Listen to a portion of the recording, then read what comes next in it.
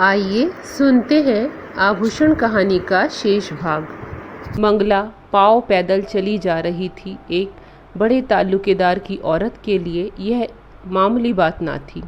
हर किसी को हिम्मत ना पड़ती थी कि उससे कुछ कहे। पुरुष उसकी राह छोड़कर किनारे खड़े हो जाते थे।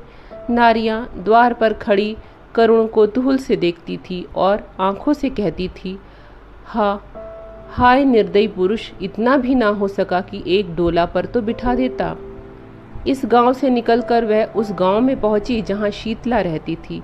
शीतला सुनते ही द्वार पर आ खड़ी हो गई और मंगला से बोली, बहन जरा आकर दम ले लो। मंगला ने अंदर जाकर देखा तो मकान जगह जगह से गिरा हुआ था। दालान में एक वृद्धा खाट पर पड़ी थी। चारों ओर दरिद्रता के चिन्ह दिखाई देते थे। शीतला ने पूछा, यह क्या हुआ? मंगला, जो भाग्य में लिखा था। शीतला, कुंवर जी ने कुछ कहा सुना था? मंगला, मुंह से कुछ न कहने पर भी तो मन की बात छिपी नहीं रहती। शीतला, अरे तो क्या, अब यहाँ तक नौबत आ गई। दुख की अंतिम दशा संकोचहीन होती है। मंगला ने कहा, चाहती तो अब भी पड़ी रहती, उसी घर में जीवन कट जाता, पर जहाँ प्रेम नहीं, पूछ नहीं, मान नहीं, वहाँ अब नहीं रह सकती। शीतला पूछी, तुम्हारा मैका कहाँ है? मंगला, मैका कौन मुँह लेकर मैं मैके जाऊंगी। शीतला, तब कहाँ जाओगी? मंगला, ईश्वर के दरबार में पूछूंगी कि तुमने मुझे सुंदरता क्यों नहीं दी, बदसूरत क्यों बनाया। बहन, स्त्रियों के लिए इससे अधिक दुर्भाग्य की बात नहीं कि वह रूपहीन हो। शायद पहले जन्म की पिशाचिनियाँ ही बदसूरत औरतें होती हैं। रूप से प्रेम मिलता है और प्रेम से दुर्लभ कोई वस्तु नहीं है। यह कहकर मंगला उठ खड़ी हुई। शीतला ने उसे रोका नहीं। सोचा, इसे क्या खिलाऊंगी, आज तो चूल्हा जलने की भी कोई आशा नहीं। उसके जाने के बाद वह देर तक बैठी सोचती रही कि मैं कैसी अभागिन हूँ। जिस प्रेम को ना पाकर यह बेचारी जीवन को त्याग रही है, उसी प्रेम को मैंने पाँव से ठुकरा दिया। इसे जेवर की क्या कमी थी? क्या ये सारे जड़ाऊ जेवर इसे सुखी रख सके? इसने उन्हें पाँव से ठुकरा दिया। उन्हीं आभूषणों के लिए मैंने अपना सर्वस्व खो दिया। हाय, ना जाने वह कहाँ किस दशा में है। अपनी लालसा को, तृष्णा को वह कितनी ही बार धिक्कार चुकी थी।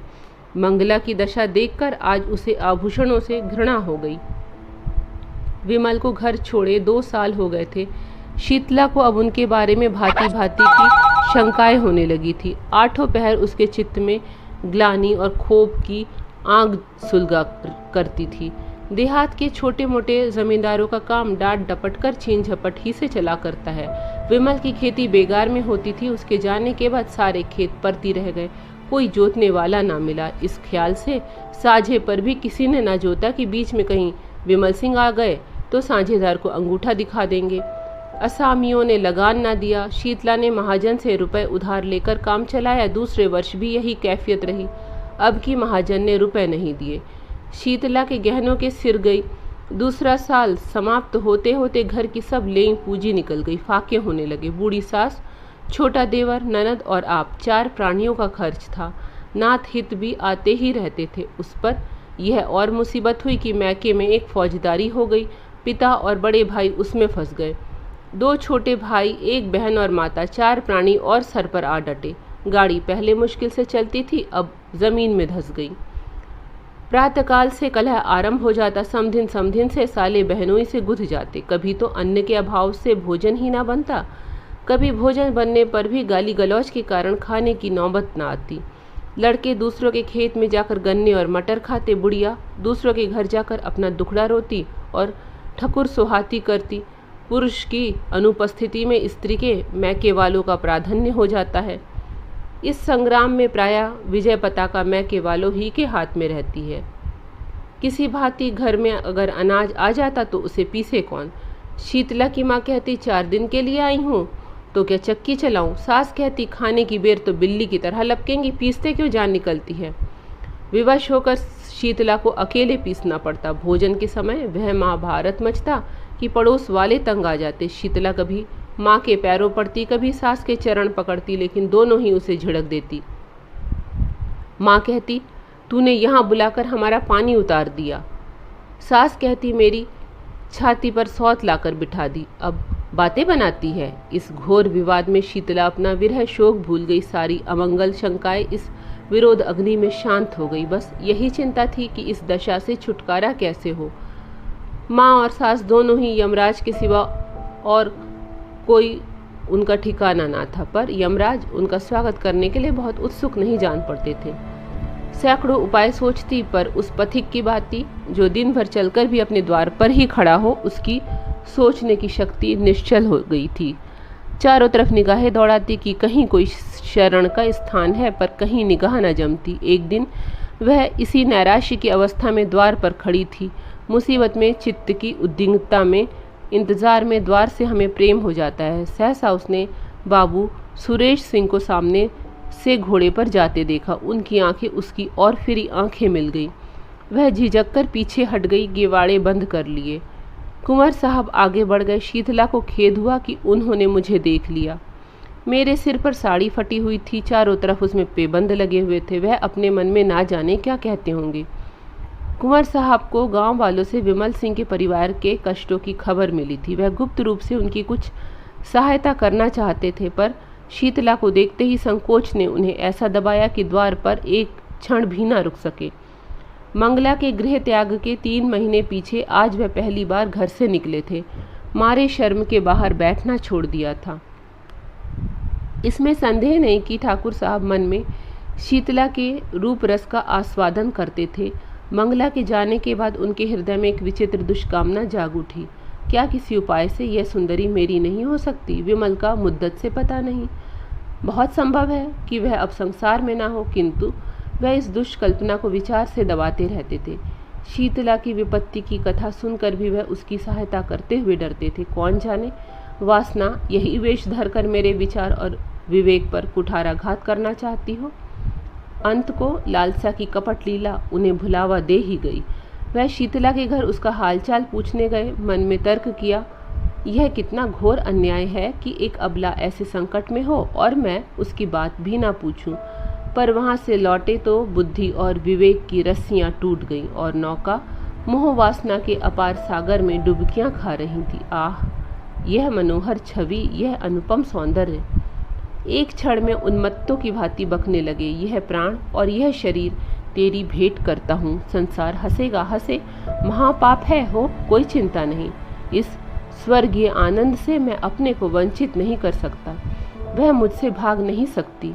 इस हृदय को छाती से निकालकर उसके पैरों पर रख दूंगा। विमल मर गया, नहीं मरा तो अब मरेगा। पाप क्या है पता नहीं। कमल कितना कोमल, कितना प्रफुल्ल, कितना ललित है। क्या उसके अधरों से आसमां वह ठिठक गए, जैसे कोई भूली हुई बात याद आ जाए। मनुष्य में बुद्धि के अंतर्गत एक अज्ञात बुद्धि होती है। जैसे रण क्षेत्र में हिम्मत हारकर भागने वाले सैनिकों को किसी गुप्त स्थान से आने वाली कुमुक संभाल लेती है, वैसे ही इस अज्ञात बुद्धि ने सुरेश को सचेत कर दिया। वह संभल गए। ग्लानि से उनकी आंखें भर आई। वह कई मिनट तक किसी दंडित कैदी की भांति खुब्द खड़े सोचते रहे। फिर विजयी ध्वनि से कह उठे, कितना सरल है। इस विकार के हाथी को सिंग से नहीं, चोटी से मारूंगा। शीतला को एक बार बहन कह देने से ही ऐसा विकार शांत हो जाएगा। शीतला बहन, मैं तेरा भाई हूँ। उसी क्षण उन्होंने शीतला को पत्र लिखा। बहन, तुमने इतने कष्ट झेले पर मुझे खबर तक ना दी। मैं कोई गैर ना था, मुझे इसका दुख है। खैर, अब ईश्वर ने चाहा तो तुम्हें कष्ट ना होगा। इस पत्र के साथ उन्होंने अनाज और रुपए भेजे। शीतला ने उत्तर दिया, भैया क्षमा करो, जब तक जीऊंगी तुम्हारा यश गाऊंगी। तुमने मेरी डूबती नैया पार लगा दी। कई महीने बीत गए। संध्या का समय था। शीतला अपनी मैना को चारा चुगा रही थी। उसे सुरेश नेपाल से उसी के वास्ते लाए थे। इतने में सुरेश आकर आंगन में बैठ गए। शीतला ने पूछा, कहाँ से आते हो भैया? सुरेश बोला, गया था जरा थाने, कुछ पता नहीं चला। रंगून में पहले कुछ पता मिला था, बाद को मालूम हुआ वह कोई और आदमी है। क्या करूं, इनाम और बढ़ा दूं? शीतला, तुम्हारे पास रुपए बड़े हैं, फूको। उनकी इच्छा होगी तो आप ही आवेंगे। सुरेश, एक बात पूछूं, बताओगी किस बात पर तुमसे रूठे थे? शीतला, कुछ नहीं, मैंने यही कहा कि मुझे गहने बनवा दो। कहने लगे मेरे पास है क्या? मैंने कहा तो ब्याह क्यों किया? बस बातों ही बातों में तकरार हो गई। इतने में शीतला की सास आ गई। सुरेश ने शीतला की माँ और भाइयों को उनके घर पहुंचा दिया था, इसीलिए यहाँ अब शांति थी। सास ने बहू की बातें सुन ली। कर्कश स्वर से बोली, बेटा तुमसे क्या पर्दा है? यह महारानी देखने ही को गुलाब की फूल है, अंदर सब कांटे हैं। यह अपने बनाव सिंगार के आगे विमल की बात ही ना पूछती थी। बेचारा इस पर जान देता था, पर इसका मुंह ही ना सीधा होता था। प्रेम तो इसे छू नहीं गया। अंत को उसे देश से निकालकर इसने दम लिया। शीतला ने रुष्ट होकर कहा, क्या वही अनोखे धन कमाने घर से निकले हैं? देश विदेश जाना मर्दों का काम ही है। सुरेश, यूरोप में तो धन भोग के सिवा स्त्री पुरुष में कोई संबंध ही नहीं होता। बहन ने यूरोप में जन्म लिया होता तो हीरे जवाहिर से जगमगाती होती। शीतला, अब तुम ईश्वर से यही कहना कि सुंदरता देते हो तो यूरोप में जन्म दो। शीतला ने व्यथित होकर कहा, जिनके भाग्य में लिखा है वे यहीं सोने से लदी हुई हैं। मेरी भांति सभी के कर्म थोड़े ही फूट गए। सुरेश सिंह को ऐसा जान पड़ा कि शीतला की मुख कांति मलिन हो गई है। पति वियोग में भी गहनों के लिए इतनी लालायित है। बोले, अच्छा मैं तुम्हें गहने बनवा दूंगा। यह वाक्य कुछ अपमान सूचक स्वर में कहा गया था, पर शीतला की आंखें आनंद से सजल हो आईं। कंठ गदगद हो गया। उसके हृदय नेत्रों के सामने मंगला के रत्न जटित आभूषणों का चित्र खिंच गया। उसने कृतज्ञतापूर्ण दृष्टि से सुरेश को देखा। मुंह से कुछ न बोली, पर उसका प्रत्येक अंग कह रहा था, मैं तुम्हारी हूँ। कोयल आम की डालियों पर बैठकर, मछली शीतल निर्मल जल में क्रीड़ा करके और मृग शावक विस्तृत हरियालियों में छलांगे भरकर इतने प्रसन्न नहीं होते जितना मंगला के आभूषणों को पहनकर शीतला प्रसन्न हो रही है। उसके पैर जमीन पर नहीं पड़ते। वह दिन भर आईने के सामने खड़ी रहती, कभी केशों को संवारती और कभी सुरमा लगाती। कोहरा फट गया है और निर्मल स्वच्छ चांदनी निकल आई है। वह घर का एक तिनका भी नहीं उठाती। उसके स्वभाव में एक विचित्र गर्व का संचार हो गया है। लेकिन श्रृंगार क्या है? सोई हुई काम वासना को जगाने का घोर नाद उद्दीपन का मंत्र। शीतला जब नक्श से सजकर बैठती तो उसे प्रबल इच्छा होती कि मुझे कोई देखे। वह द्वार पर आकर खड़ी हो जाती। गांव की स्त्रियों की प्रशंसा से उसे संतोष न होता। गांव के पुरुषों को वह श्रृंगार रस विहीन समझती है, इसीलिए सुरेश सिंह को बुलाती है। पहले वह दिन में एक बार आ जाते थे, अब शीतला के बहुत अनुनय विनय करने पर भी नहीं आते। पहर रात गई थी। घरों के दीपक बुझ चुके थे। शीतला के घर में दीपक जल रहा था। उसने कुंवर साहब के बगीचे से बेले के फूल मंगवाए थे और बैठी हार गूंथ रही थी। अपने लिए नहीं, सुरेश के लिए। प्रेम के सिवा एहसान का बदला देने के लिए उसके पास और था ही क्या।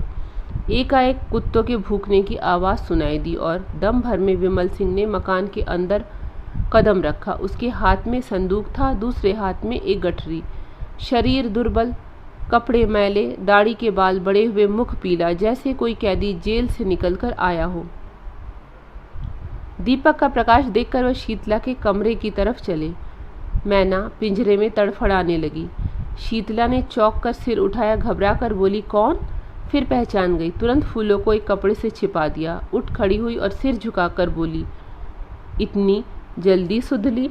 विमल ने कुछ जवाब ना दिया। विस्मित हो होकर कभी शीतला को देखता और कभी घर को, मानो किसी नए संसार में पहुंच गया है। यह वह अधखिला फूल ना था जिसकी पंखुड़ियां अनुकूल जलवायु न पाकर सिमट गई थी। यह पूर्ण विकसित कुसुम था, ओस के जलकणों से जगमगाता और वायु के झोंकों से लहराता हुआ। विमल उसकी सुंदरता पर पहले भी मुग्ध था, पर यह ज्योति वह अग्नि ज्वाला थी जिससे हृदय में ताप और आंखों में जलन होती थी। ये आभूषण, ये वस्त्र, ये सजावट। उसके सिर में एक चक्कर सा आ गया, जमीन पर बैठ गया। इस सूर्यमुखी के सामने बैठते हुए उसे लज्जा आती थी। शीतला अभी तक स्तंभित खड़ी थी। वह पानी लाने नहीं दौड़ी, उसने पति के चरण नहीं धोए, उसको पंखा तक नहीं झला। हतबुद्धि सी हो गई। उसने कल्पनाओं की कैसी सुरम्य वाटिका लगाई थी, उस पर तुषार पड़ गया। वास्तव में इस मलिन वदन अर्धनग्न पुरुष से उसे घृणा हो रही थी। यह घर जमींदार विमल ना था। यह घर का जमींदार विमल ना था, वह मजदूर हो गया था। मोटा काम मुखाकृति पर असर डाले बिना नहीं रहता। मजदूर सुंदर वस्त्रों में भी मजदूर ही रहता है। सहसा विमल की माँ चौंकी। शीतला के कमरे में आई और विमल को देखते ही मातृ स्नेह से विह्वल होकर उसे छाती से लगा लिया। विमल ने उसके चरणों पर सिर रखा। उसकी आंखों से आंसुओं की गरम गरम बूंदें निकल रही थी। माँ पुलकित हो रही थी, मुख से बात ना निकलती थी। एक क्षण में विमल ने कहा, अम्मा। कंठ ध्वनि ने उसका आशय प्रकट कर दिया। माँ ने प्रश्न समझकर कहा, नहीं बेटी। माँ ने प्रश्न समझकर कहा, नहीं बेटा, यह बात नहीं है विमल, यह देखता क्या हूँ। माँ, स्वभाव ही ऐसा है तो कोई क्या करे। विमल, सुरेश ने मेरा हुलिया क्यों लिखाया था। माँ, तुम्हारी खोज लेने के लिए। उन्होंने दया ना की होती तो आज घर में किसी को जीता ना पाते। विमल, बहुत अच्छा होता। शीतला ने ताने से कहा, अपनी ओर से तो तुमने सबको मार ही डाला था, फूलों की सेज नहीं बिछा गए थे। विमल, अब तो फूलों की सेज ही बिछी हुई देखता हूँ। शीतला, तुम किसी के भाग्य विधाता हो। विमल सिंह उठकर क्रोध से कांपता हुआ बोला, अम्मा, मुझे यहाँ से ले चलो। मैं इस पिशाचिनी का मुंह नहीं देखना चाहता। मेरी आंखों में खून उतरता चला आता है। मैंने इस कुल कलंकिनी के लिए 3 साल तक जो कठिन तपस्या की है, उससे ईश्वर मिल जाता, पर इसे ना पा सका। यह कहकर वह कमरे से निकल आया और माँ के कमरे में लेटा रहा। माँ ने तुरंत उसके मुंह और हाथ पैर धुलवाए। वह चूल्हा जलाकर पूरियाँ पकाने लगी। साथ साथ घर की विपत्ति कथा भी कहती जाती थी। विमल के हृदय में सुरेश के प्रति जो विरोध अग्नि प्रज्वलित हो रही थी, वह शांत हो गई, लेकिन हृदय दाह ने रक्तदाह का रूप धारण किया। जोर का बुखार चढ़ाया। लंबी यात्रा की थकान और कष्ट तो था ही, बरसों के कठिन श्रम और तप के बाद यह मानसिक संताप और भी दुस्सह हो गया। सारी रात वह अचेत पड़ा रहा। माँ बैठी पंखा झलती और रोती थी। दूसरे दिन भी वह बेहोश पड़ा रहा। शीतला उसके पास एक क्षण के लिए भी ना आई। उन्होंने मुझे कौन से सोने के कौर खिला दिए जो इनके धौस सहूं। यहाँ तो जैसे कंता घर रहे, जैसे वैसे रहे विदेश। किसी की फूटी कौड़ी नहीं जानती। बहुत ताव दिखाकर तो गए थे, क्या लाद लाए। संध्या के समय सुरेश को खबर मिली, तुरंत दौड़े हुए आए। आज 2 महीने के बाद उन्होंने उस घर में कदम रखा। विमल ने आंखें खोली, पहचान गया। आंखों से आंसू बहने लगे। सुरेश के मुखारविंद पर दया की ज्योति झलक रही थी। विमल ने उसके बारे में जो अनुचित संदेह किया था, उसके लिए वह अपने को धिक्कार रहा था। शीतला ने ज्यों ही सुना सुरेश सिंह आए हैं, तुरंत शीशे के सामने गई, केश छिटका लिए और विपत की मूर्ति बनी विमल के कमरे में आई। कहाँ तो विमल की आंखें बंद थी, मूर्छित सा पड़ा था, कहाँ शीतला के आते ही खुल गई। अग्निमय नेत्रों से उसकी ओर देखकर बोला, अभी आई है, आज के 3रे दिन आना। कुंवर साहब से उस दिन फिर भेंट हो जाएगी। शीतला उल्टे पांव चली गई। सुरेश पर घड़ों पानी पड़ गया। मन में सोचा, कितना रूप लावण्य है, पर कितना विषाक्त। हृदय की जगह केवल श्रृंगार लालसा। आतंक बढ़ता गया। सुरेश ने डॉक्टर बुलवाए, पर मृत्युदेव ने किसी की ना मानी। उनका हृदय पाषाण है, किसी भांति नहीं पसीजता। कोई अपना हृदय निकाल कर रख दे और आंसुओं की नदी बहा दे, पर उन्हें दया नहीं आती। बसे हुए घर को उजाड़ना, लहराती हुई खेती को सुखाना उनका काम है, और उनकी निर्दयता कितनी विनोदमय है। यह नृत्य नए रूप बदलते रहते हैं। कभी दामिनी बन जाते हैं, कभी पुण्यमाला, कभी सिंह बन जाते हैं, कभी सियार, कभी अग्नि के रूप में दिखा देते हैं, तो कभी जल के रूप में। 3रे दिन पिछली रात को विमल की मानसिक पीड़ा और हृदय ताप का अंत हो गया। चोर दिन को कभी चोरी नहीं करता। यम के दूत प्राय रात ही को सबकी नज़र बचा कर आते हैं और प्राण रत्न को चुरा ले जाते हैं। आकाश के फूल मुरझाए हुए थे, वृक्ष समूह स्थिर थे, पर शोक में मग्न सिर झुकाए हुए।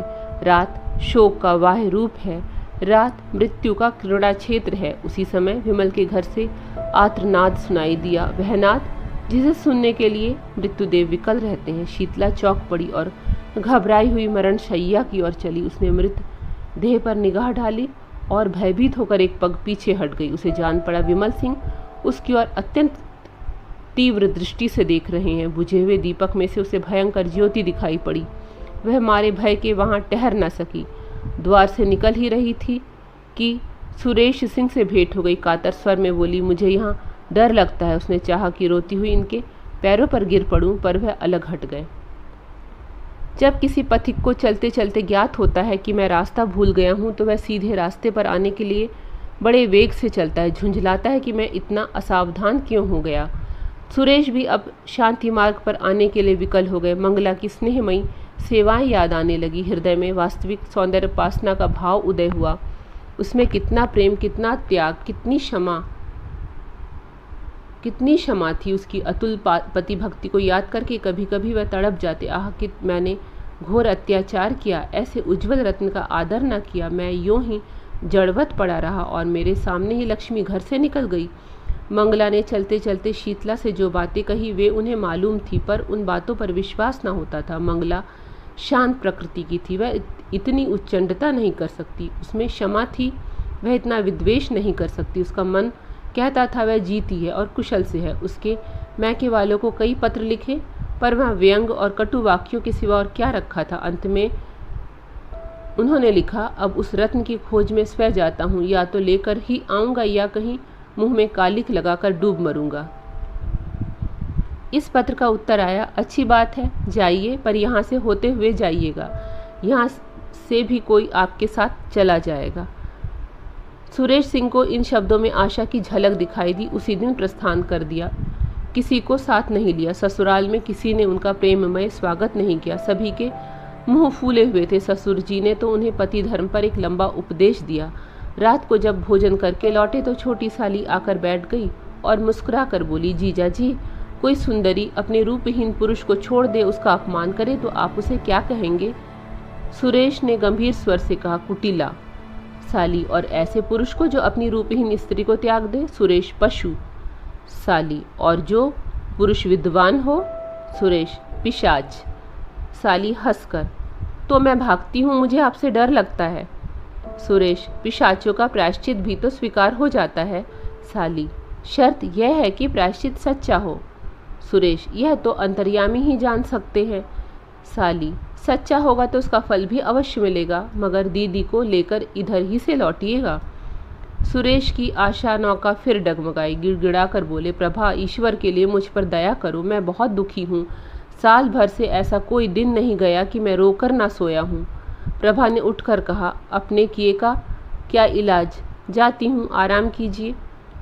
एक क्षण में मंगला की माता आकर बैठ गई और बोली, बेटा, तुमने तो बहुत पढ़ा लिखा है, देश विदेश घूम आए हो, सुंदर बनने की कोई दवा कहीं नहीं देखी?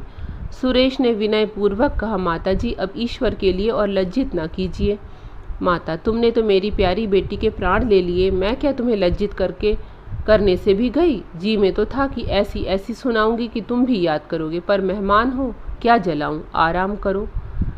सुरेश आशा और भय की दशा में पड़े करवटें बदल रहे थे कि एकाएक द्वार पर किसी ने धीरे से कहा, जाती क्यों नहीं, जागते तो हैं? किसी ने जवाब दिया, ला जाती है। सुरेश ने आवाज़ पहचानी, प्यासे को पानी मिल गया। एक क्षण में मंगला उनके सम्मुख आई और सिर झुकाकर खड़ी हो गई। सुरेश को उसके मुख पर एक अनूठी छवि दिखाई दी, जैसे कोई रोगी स्वास्थ्य लाभ कर चुका हो। रूप वही था, पर आंखें और थीं। ये थी आज की कहानी आभूषण। पसंद आई हो तो लाइक कर दीजिएगा। चैनल पर अगर नए हो तो सब्सक्राइब कर लीजिएगा। धन्यवाद।